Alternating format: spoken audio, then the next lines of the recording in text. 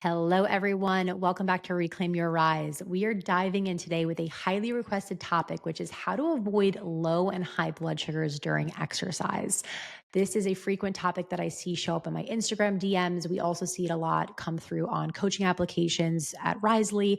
And I've wanted to record this for a while. And then last week, I had my first low blood sugar during a workout in a really, really long time. And it was incredibly frustrating. And so that motivated me to put this together and be like, let's get this out for everybody. To give you more details about what happened, I am 2 months postpartum. And so my dad came over to watch Luca. He was like, I know you're dying to get back into the gym. Let me watch him, go have a great time, get back to feeling good. And I was so grateful for that. So I go to the gym, I have a whole plan. It was like I was going to do 30 minutes of cardio and then 30 minutes of weights and maybe a little bit of stretching at the end if I had time. And I kid you not, I'm literally 12 minutes into the workout, not even a fourth of the way in.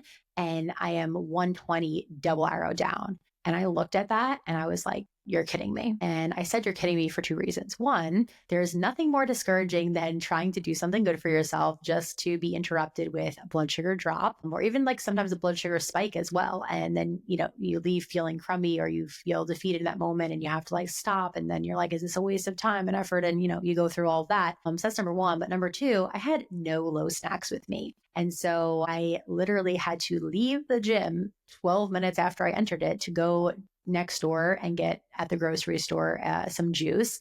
And then I got the juice. Then I came back in, I drank the juice. I sat for 15 minutes waiting for it to like stabilize, come back up. And then like I aborted the cardio plan, went straight to the strength training with like the half an hour I had left. And so it was like not the best first workout back. And I also just want to note too, like it is extremely irresponsible not to have a low snack with you when you're working out. I don't advise that. Please don't do that. However, is representative of how confident I am going into workouts generally and being able to stay in range, because truthfully, I never bring low snacks to the gym anymore or to any workouts because I really have gotten to know my patterns, be able to, operate in a more proactive state than reactive state. And I maybe have a low blood sugar once every 3 months during a workout and maybe a high after a workout, a few times a year, like really. And I work out usually 5-6 days a week. So I have gotten my patterns down. And that also hasn't always been the case, right? Like before I got to really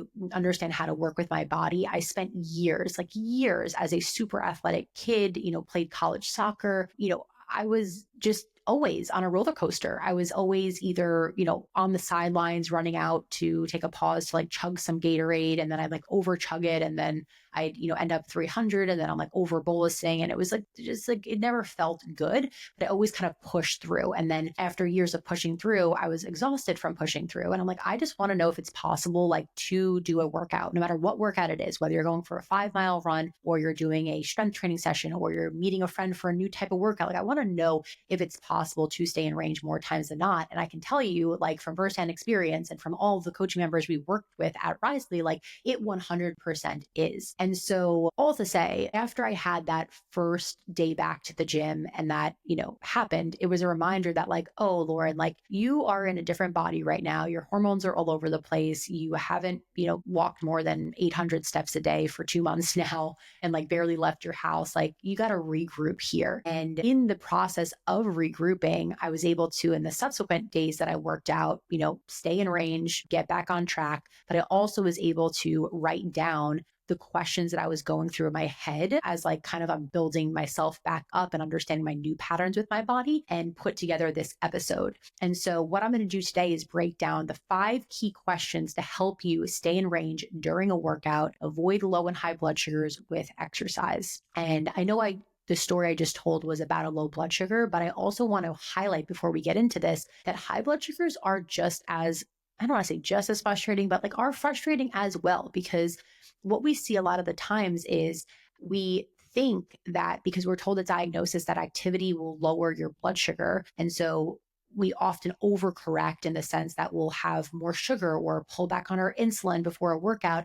in a, in an effort to avoid a low. And then we'll end up maybe steady through the workout. But the second that you stop doing the workout, your blood sugars spike. And then usually you're ready for like a meal after a workout. So now you're going into the meal in the 200s, or maybe, even just in the high 100s or higher. And when that happens, now you're on a roller coaster because you're adding food to the fire. And it's just an example of how a workout might be a small part of your day, but if your blood sugars aren't in range during that part, or you're not ending in range, like it can set the tone for the rest of the day and what's going to happen with your blood sugars. So lows and highs, both frustrating. That leads us into the first question that I want you to be asking yourself, which is like, what type of workout am I doing? Because not all workouts make you drop. You want to be thinking about, am I doing aerobic exercise or am I doing anaerobic exercise? Aerobic exercise is more likely to contribute to low blood sugar, where anaerobic exercise is more likely to contribute to high blood sugar. And the difference between the two, if you don't know, aerobic exercise is anything like moderate or long duration cardio. So example of this would be like,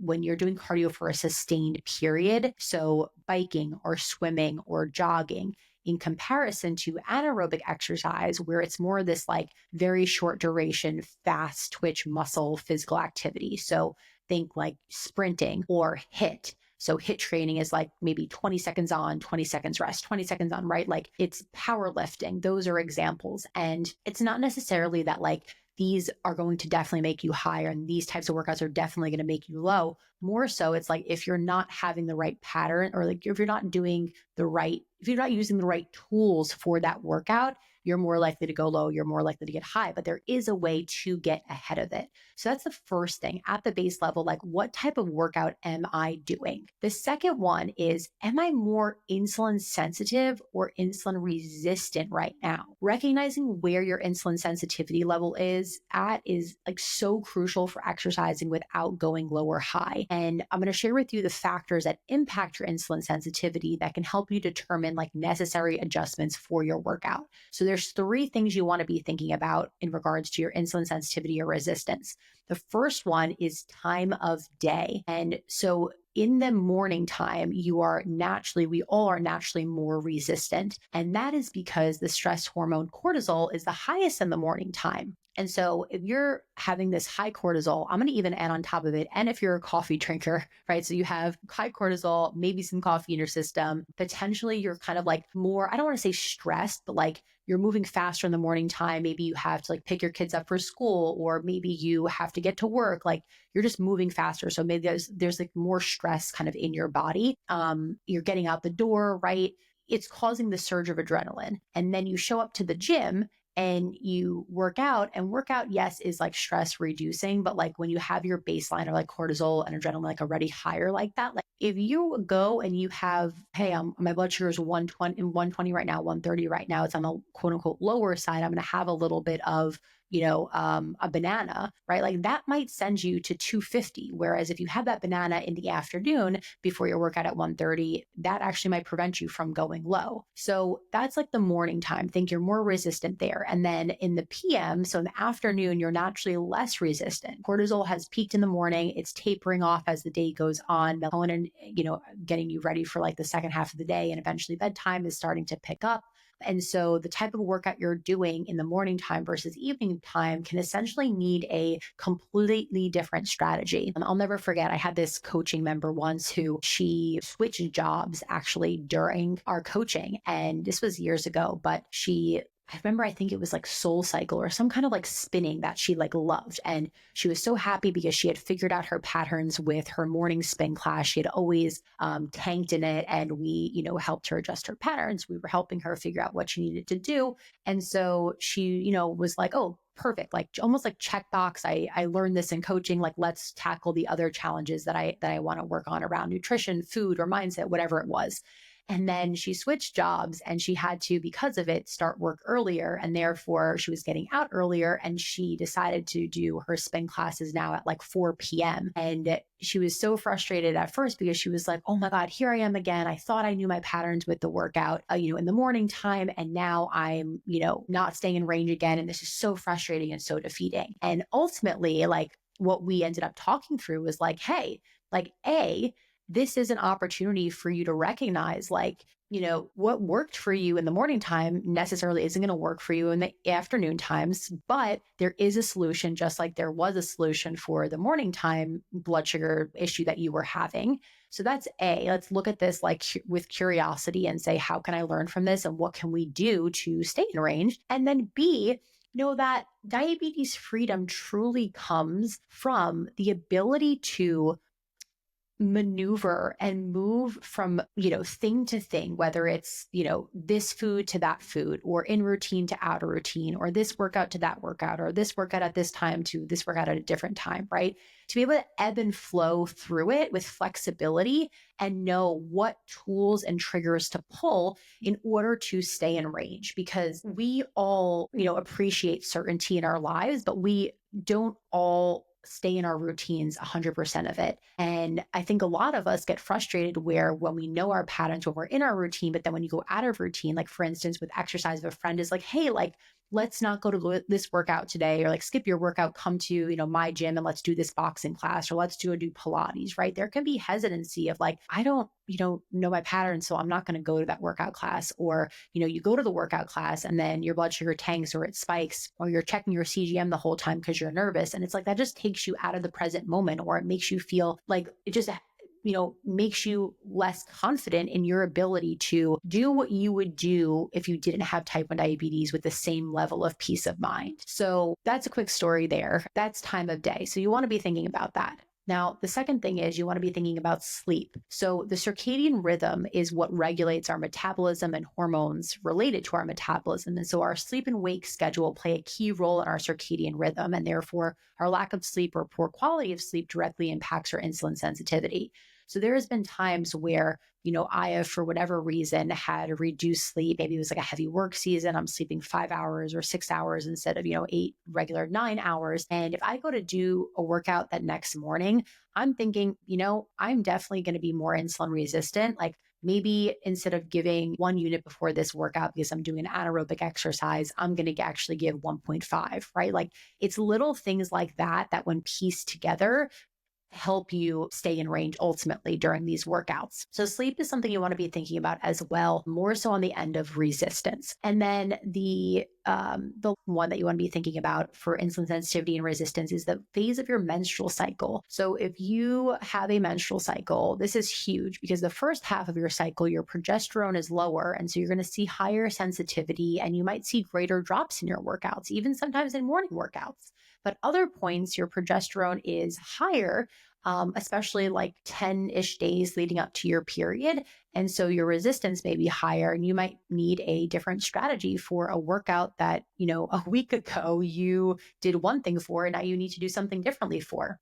I know that can be frustrating, right? But I think knowledge is power. And so if you don't know these things and you don't know that, hey, what you did last week may not work for this week because of your hormones and what phase of your cycle you're in, you end up being like, I have no idea why last week I did the same thing and the same workout and the same time, my blood sugar was in range. And now this week it's all over the place. And then you just end up saying diabetes is impossible and diabetes is never going to feel like it does for, other people that you see or for me, whatever it is. But it truly, like, there's just education gaps. I think that's a big part of it. And when you understand it, and then part two is like applying it to your body, like it does get easier and you can put the pieces together and diabetes gets a little bit less complicated and more easier to manage. So you want to be thinking about, just in recap, time of day, phase of your menstrual cycle, sleep, and then phase of your menstrual cycle. So let's go into the third question now that you want to be asking yourself, which is, what is my starting blood sugar? The number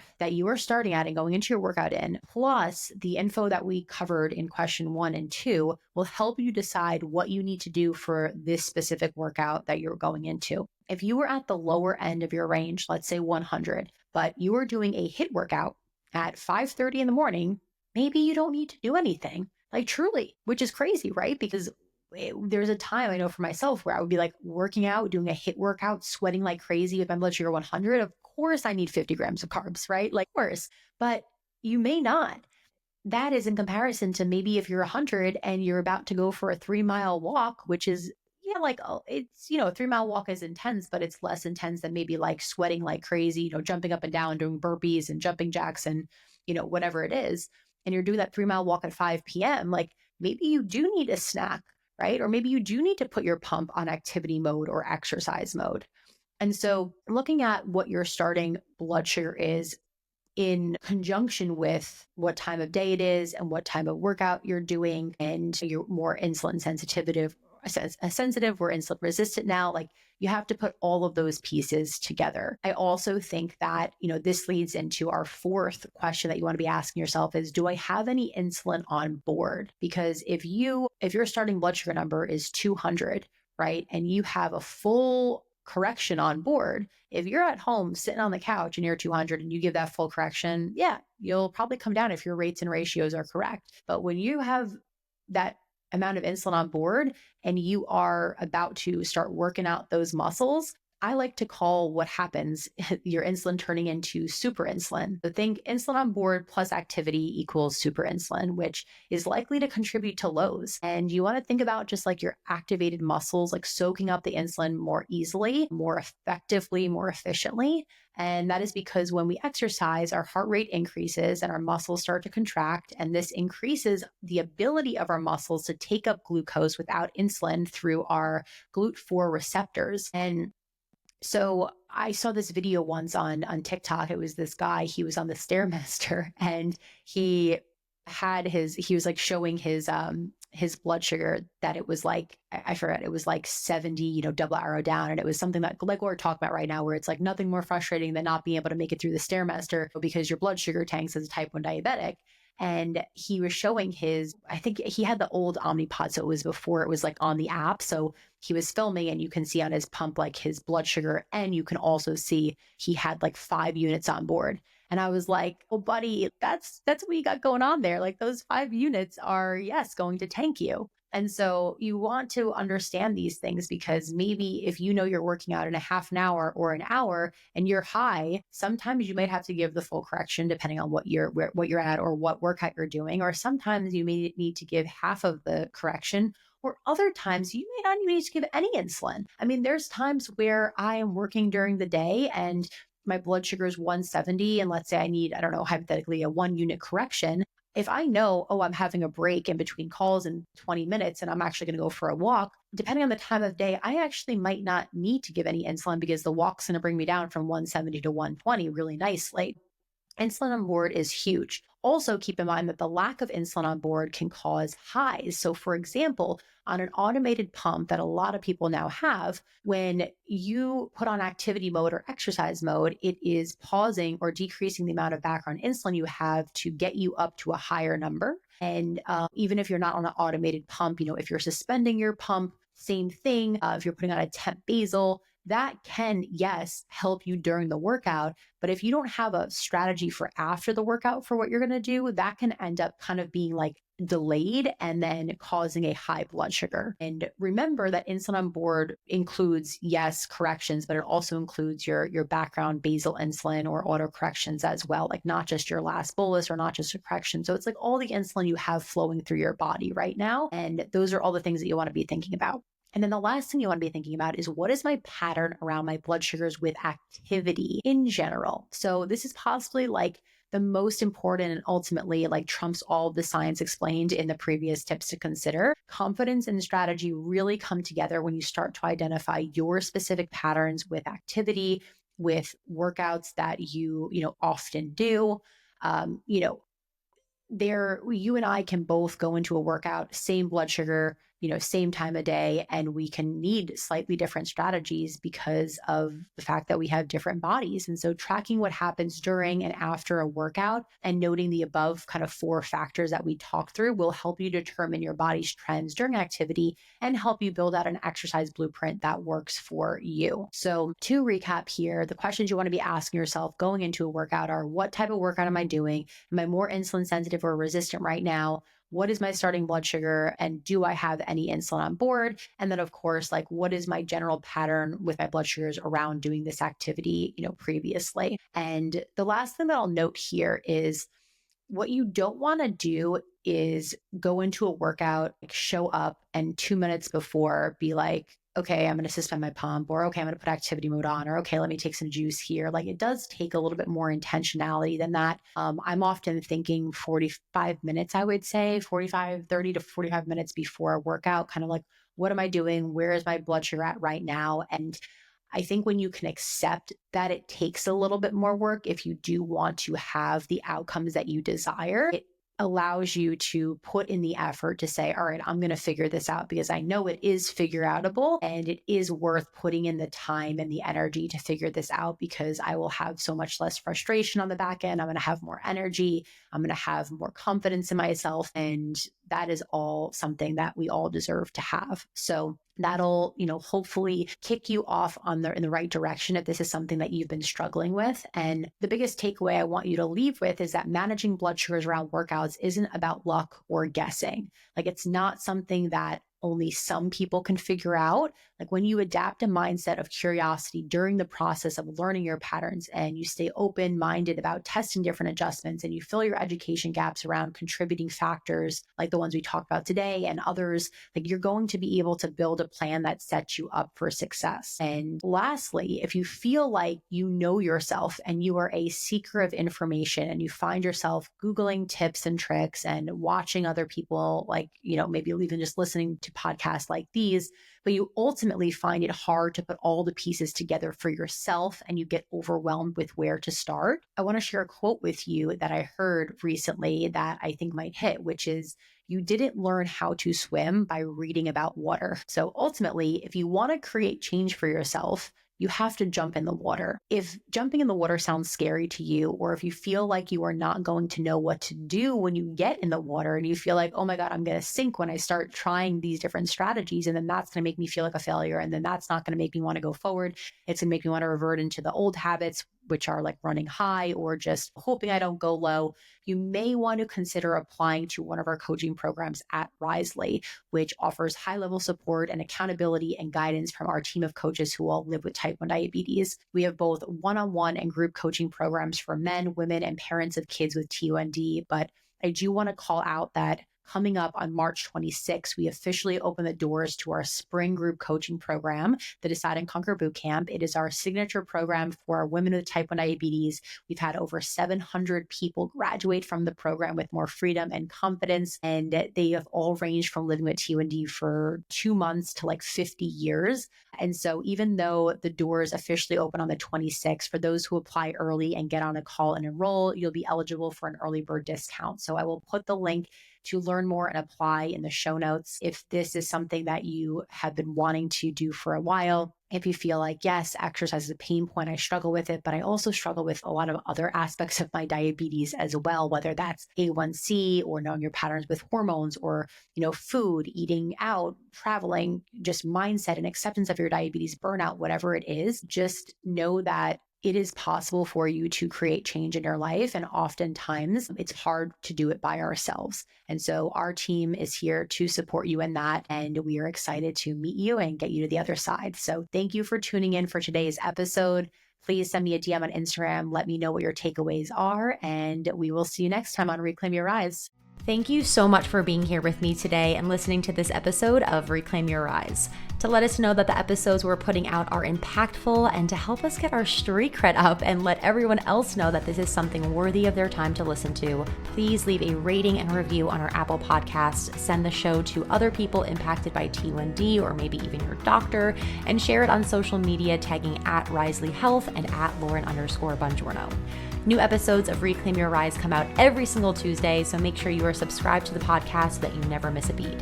Thanks again for listening, and as always, remember, diabetes is a challenge that we did not choose, but one that we can rise above.